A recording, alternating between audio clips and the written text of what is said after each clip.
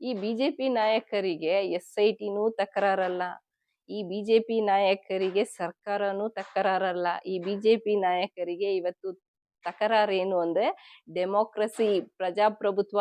ನಾನು ನೀವು ಮಾತಾಡ್ತಾ ಇದ್ದೀವಿ, ನಾನು ನೀವು ಪ್ರಶ್ನೆ ಮಾಡ್ತಾ ಇದ್ದೀವಿ, ಇದು ಸಮಸ್ಯೆ ಆಗಿದೆ. ನಮ್ಮ ಧ್ವನಿಯನ್ನು ಅಡಗಿಸ್ಲಿಕ್ಕೆ ಬೇಕಾಗಿ ಸಾಮಾಜಿಕ ಜಾಲತಾಣದ ವಾರಿಯರ್ಸ್ನ ಧ್ವನಿಯನ್ನ ಕುಗ್ಗಿಸ್ಲಿಕ್ಕೆ ಬೇಕಾಗಿ ಇವತ್ತು ಧರ್ಮಸ್ಥಳ ಚಲೋ ಅನ್ನುವಂತಹ ಒಂದು ಕಾರ್ಯಕ್ರಮವನ್ನ ಆಯೋಜನೆ ಮಾಡ್ಕೊಂಡಿರೋದು.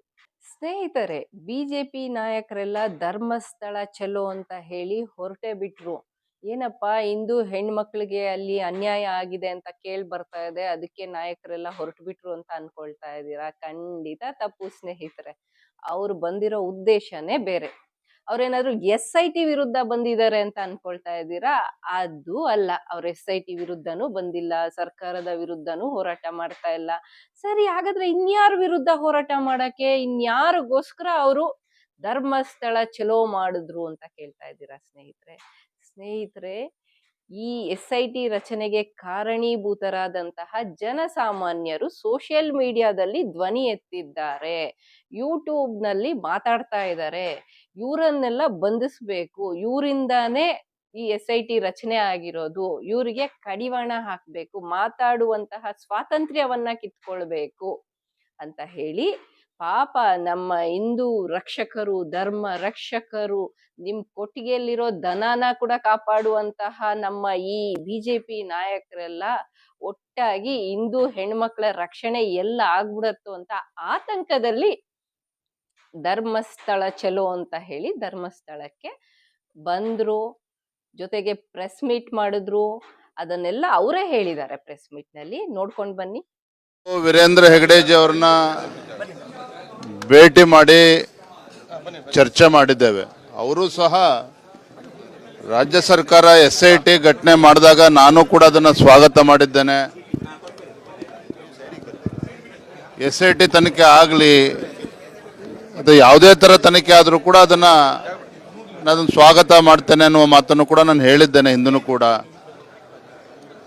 ಅದೇ ತನಿಖೆ ವಿಚಾರದಲ್ಲಿ ಬೇರೆ ಏನು ಸಾಮಾಜಿಕ ಜಾಲತಾಣಗಳಲ್ಲಿ ನೋಡ್ಕೊಂಡು ಬಂದ್ರಲ್ಲ, ಅವರು SIT ವಿರುದ್ಧನೂ ಇಲ್ಲ, ಅವರು ಸರ್ಕಾರದ ವಿರುದ್ಧನೂ ಇಲ್ಲ, ಅವ್ರು ಇರುವಂತದ್ದು ಜನಸಾಮಾನ್ಯರ ವಿರುದ್ಧ.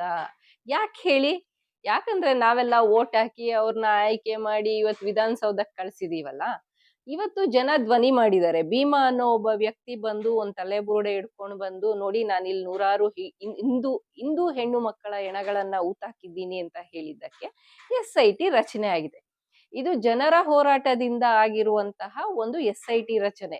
ಸೊ ಈ SIT ರಚನೆ ಆಗಕ್ಕೆ ಕಾರಣೀಭೂತರಾದಂತಹ ಜನಸಾಮಾನ್ಯರು ಸಾಮಾಜಿಕ ಜಾಲತಾಣಗಳಲ್ಲಿ ಏನ್ ಮಾತಾಡ್ತಾ ಇದ್ದಾರೆ, ಇವರ ಧ್ವನಿಯನ್ನು ಕಟ್ ಮಾಡ್ಬೇಕು ಅನ್ನೋದೇ ಈ ನಮ್ಮ ಹಿಂದೂ ರಕ್ಷಕ ಬಿಜೆಪಿ ನಾಯಕರ ಉದ್ದೇಶ.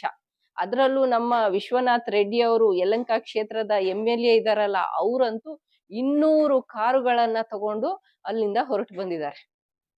ಸರಿ, ಜೊತೆಗೆ ಇನ್ನೂ ಒಂದು ಆರೋಪ ಮಾಡ್ತಾರೆ, ನಿಮ್ಮ ಹಾಗೆ ಯಾರೆಲ್ಲ ಸೋಷಿಯಲ್ ಮೀಡಿಯಾದಲ್ಲಿ ಏನಲ್ಲಿ ಹತ್ಯಾಕಾಂಡ ನಡೆದಿದೆ, ಹಿಂದೂ ಹೆಣ್ಮಕ್ಳಿಗೆ ಅನ್ಯಾಯ ಆಗಿದೆ ಅಂತ ಕೇಳ್ಪಟ್ಟಿದೀವಿ, ಇದ್ರ ವಿಚಾರವಾಗಿ ಅಲ್ಲಿ SIT ತನಿಖೆ ಸರಿಯಾಗಿ ಆಗ್ಬೇಕು, ಹಿಂದೂ ಹೆಣ್ಮಕ್ಳಿಗೆ ಹಾಗೂ ಯಾವುದೇ ಹೆಣ್ಮಕ್ಳಿರ್ಲಿ ಈ ರೀತಿಯಾದ ಅನ್ಯಾಯ ಆಗ್ಬಾರ್ದು, ಏನ್ ಮಿಸ್ಸಿಂಗ್ ಕೇಸ್ಗಳಾಗಿದೆ ಇದ್ರೆಲ್ಲದರ ತನಿಖೆ ಸಮಗ್ರವಾಗಿ ನಡಿಬೇಕು, ನ್ಯಾಯ ಸಿಗ್ಬೇಕು ಅನ್ನೋದ್ರ ಬಗ್ಗೆ ಮಾತಾಡ್ತಾ ಇದೀವಿ.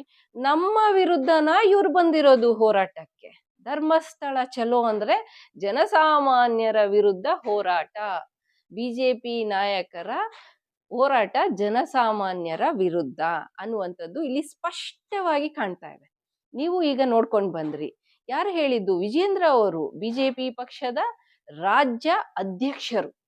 ಇವ್ರ ಬಾಯಲ್ಲೇ ನೀವು ಕೇಳಿದ್ರಲ್ಲ ಸ್ನೇಹಿತರೆ. ಇದರಿಂದ ನಾವೇನ್ ಅರ್ಥ ಮಾಡ್ಕೊಳ್ಬೇಕು ಅಂತ ಹೇಳಿದ್ರೆ, ಈ ಬಿಜೆಪಿ ಅವ್ರು ಏನು ಬೇಟಿ ಬಚಾವೋ ಬೇಟಿ ಪಡಾವೋ ಅಂತೆಲ್ಲ ಹೇಳಿದ್ರು, ಇದೆಲ್ಲ ಕಿವಿ ಮೇಲೆ ಲಾಲ್ ಬಾಗ್ ಇಟ್ಟಿರುವಂತ ಕೆಲಸ.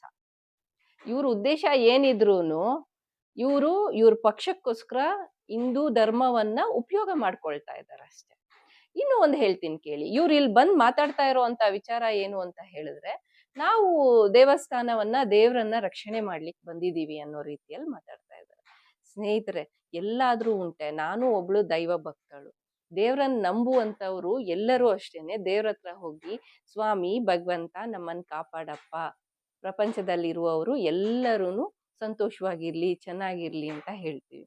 ನಮ್ಮ ಭಟ್ರು ಬ್ರಾಹ್ಮಣರು ಪೂಜೆ ಮಾಡಿ ಆದ್ಮೇಲೆ ಅವರು ಹೇಳ್ತಾರೆ ಸರ್ವೇ ಜನ ಸುಖಿನೋ ಭವಂತು ಅಂತ. ಇದಲ್ವಾ ಸರ್ವಶಕ್ತ ಮಂಜುನಾಥ ಸ್ವಾಮಿಯನ್ನ ರಕ್ಷಣೆ ಮಾಡ್ಲಿಕ್ಕೆ ಈ ಬಿಜೆಪಿಯ 3-4 ಜನ ಬೇಕಾಗಿತ್ತ ಮೂರ್ಖರು ಅಂತ? ಇವ್ರು ಬೇಕಾಗಿತ್ತ ಇವತ್ತು ಬಂದು ನಮ್ಮ ದೇವ್ರನ್ನ ರಕ್ಷಣೆ ಮಾಡಕ್ ನಿಂತ್ಕೊಂಡ್ಬಿಟ್ಟಿದ್ದಾರೆ.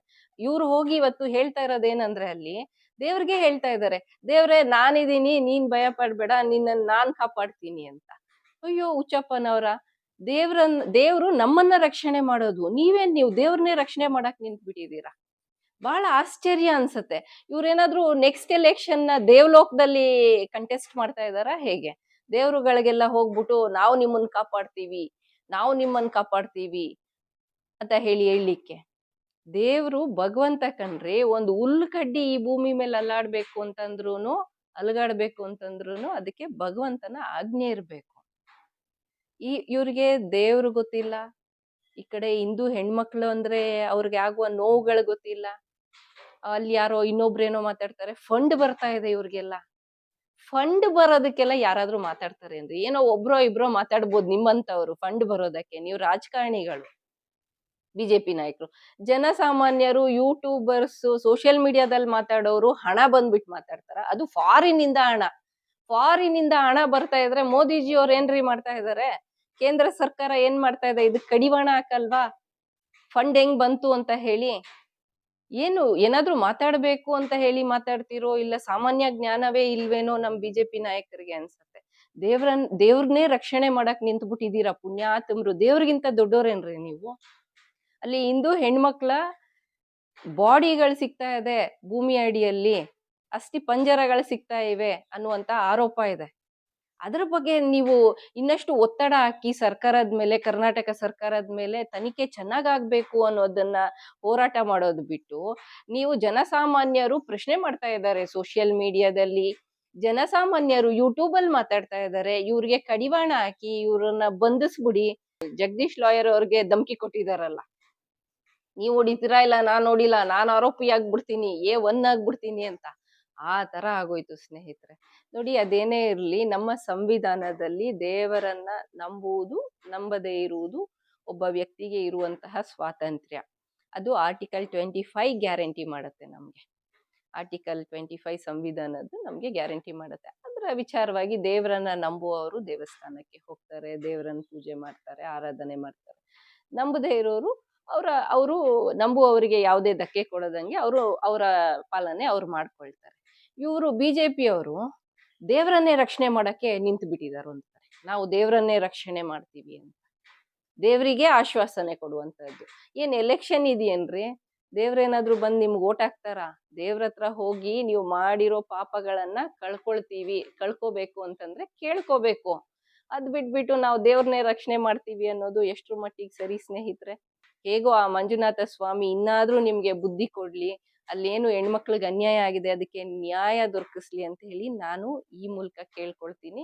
ಅದೇನೇ ಇರ್ಲಿ ಸ್ನೇಹಿತರೆ, ಈ ವಿಡಿಯೋ ಎಲ್ರಿಗೂ ಶೇರ್ ಮಾಡಿ, ಈ ಬಿಜೆಪಿ ನಾಯಕರಿಗೂ ಶೇರ್ ಮಾಡಿ ಅಂತ ಹೇಳಿ ಕೇಳ್ಕೊಳ್ತೇನೆ. Thank you for watching this video. Please share the video.